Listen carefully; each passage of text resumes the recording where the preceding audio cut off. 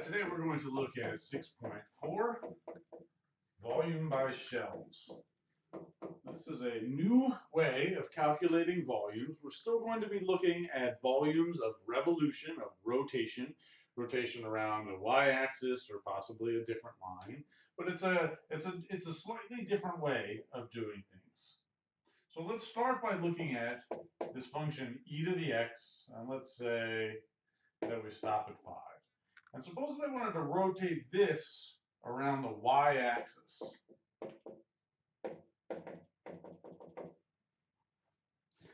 And so if we were doing this via the old method, volumes by washer methods, and so if I'm rotating around the y-axis, I need to integrate with respect to y.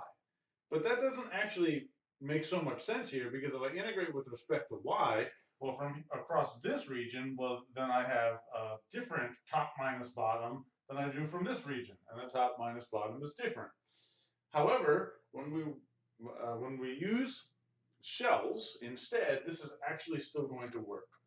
So before we look at this, we're going to look at a few applets that come along with our textbook.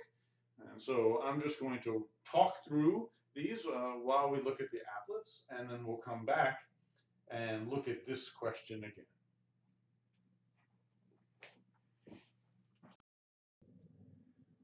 Okay, so this is actually something that you have access to from your textbook. If you I'm just in section 6.4, just looking at the textbook. It is an interactive textbook, and it's got lots of good stuff included with it. And so again, remember our idea here is to take a region and rotate it, revolve it around the y-axis. And that's what we see right here. We're revolving this region around the y-axis. Right, so we just got a little applet here that's going to show us what we're looking at. So if I actually revolve this around the y-axis, we get a region that that looks, well, maybe like a base of a tree stand for a Christmas tree, or a flag stand or something like that. Right, so that's what this region becomes when we rotate it around the y-axis. Right, and so that's our goal. Our goal is to calculate the volume of that region. And so our idea, the main idea that then we're going to exploit when we look at some other examples on the whiteboard, is to say, all right, so let's look at this small little slice right here. So even though we're rotating around the y-axis, we're taking a slice that's vertical. And we're going to rotate that slice around the y-axis. So let's revolve that small slice around the y-axis. And notice that what we get. We get a cylinder out of it. It's a cylinder that's very thin. Notice that the height of the cylinder that we get is exactly the height of the function that we started with. So the height of this cylinder over here is the height of the original function.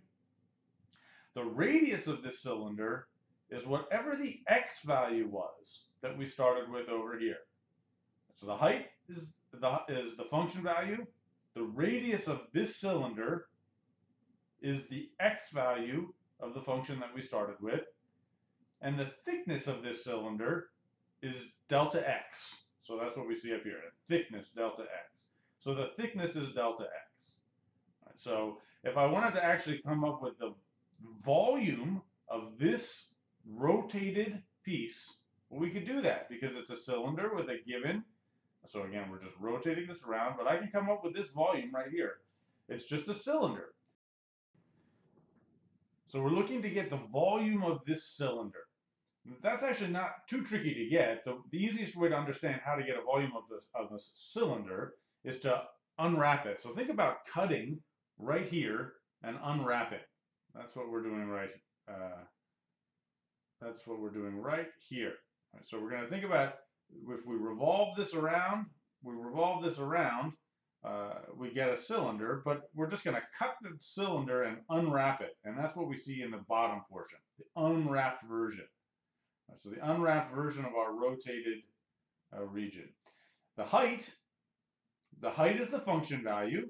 Right, so that's our function value right here. The height is the function value, f at x.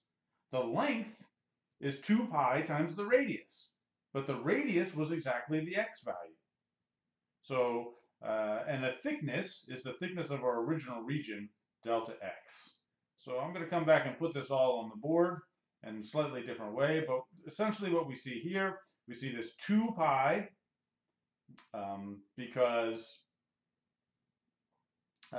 remember that the distance around, the length of this whole piece is the circumference of this circle up here. Right, so if we look at the circumference of a circle is 2 pi r. The radius was the x value, so we have 2 pi times x. All right, so that's good. We're going to quit with our textbook, go back to the whiteboard, and unpack that a little bit more. All right, so let's apply that thinking to this question. So e to the x, we would rotate around the y-axis. We take a small little piece right here of thickness delta x, and we rotate it around the y-axis. If we do that, then we get a small piece of circular ribbon you want to think about that has some thickness to it. Right, and the thickness that it has is exactly delta x. And so this thickness here is delta x. The height here is the height of the function, f at x, at this given x value. So if I've moved out to this given x value, then the height of the function is the height of that ribbon. The circumference of that ribbon is exactly the circumference of this circle, which is pi times the radius. So the circumference is pi times the radius, but the radius of this circle here is exactly x, because this is the radius. Sorry, 2 pi. 2 pi r is the circumference of a circle. So circumference times height times thickness gets volume.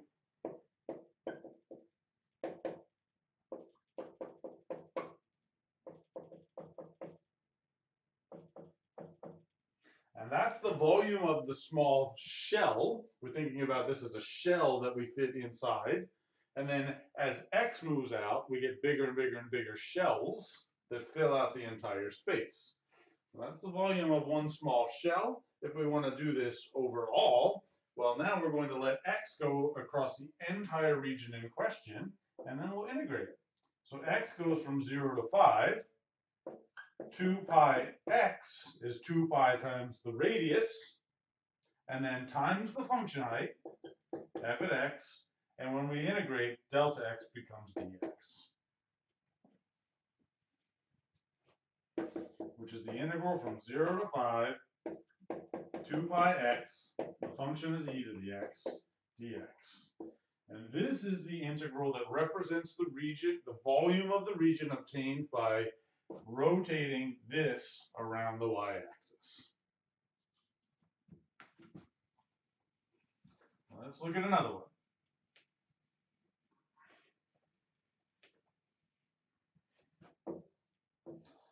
Suppose we have this region. Suppose that this is the function y is negative x times x minus 2, which is negative x squared plus 2x. So that its roots are x equals 0 and x equals 2. And it's a parabola that opens down because of the negative coefficient. Let's rotate this region around the y-axis. And so again, there's nothing really tricky. We're at a given x value. We look at the function height, and then we rotate that around to make a circular region. Calculate the volume of that, really the area of that, and attach dx to thicken it to make it a volume, and then integrate across all values of x. So if we're integrating across all values of x, these are going to go from 0 to 2.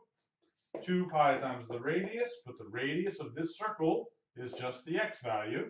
So 2 pi times x, then times the function height to get area, but the function height is negative x squared plus 2x, and then dx turns it into volume, and then integrate means add it all up, and this is the answer.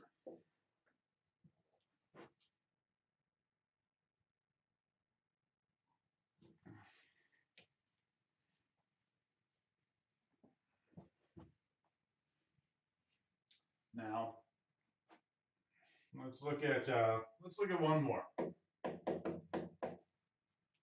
Suppose that I wanted to start with our original region, e to the x, from 0 to 5.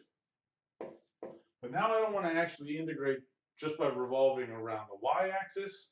Our goal is to rotate it around this line x equal minus 2. So what we actually get is a washer. If I take this and I rotate it all the way around, I'm going to get a washer that's sort of indented on one side. It's going to have a hole in the middle, so it'll be a washer, but it's coming down on one end of it. All right, so what's the difference? So I'm still going to look at a given value of x. I'm going to take this small little slice and then rotate it all the way around. Right, so it still makes a cylinder. The height of that cylinder is still the function value. The difference is that the radius is no longer just x. The radius of this circle up here is actually x. I move back x, but then I have to go 2 more. So the radius is actually x plus 2. So we're going to get 2 pi times the radius, which will be x plus 2. And then, so that's my 2 pi times the radius is the circumference, multiplied by the height, which is the function value, e to the x. That gets me area, multiplied by dx gets me volume, and then integrate. But the x values that we're using to make this region are still just 0 to 5. So even though we're rotating it around x equal minus 2, the only x values that go into making the actual volume are between 0 and 5. And there we have it. That's the basics of shells. We'll see you next time.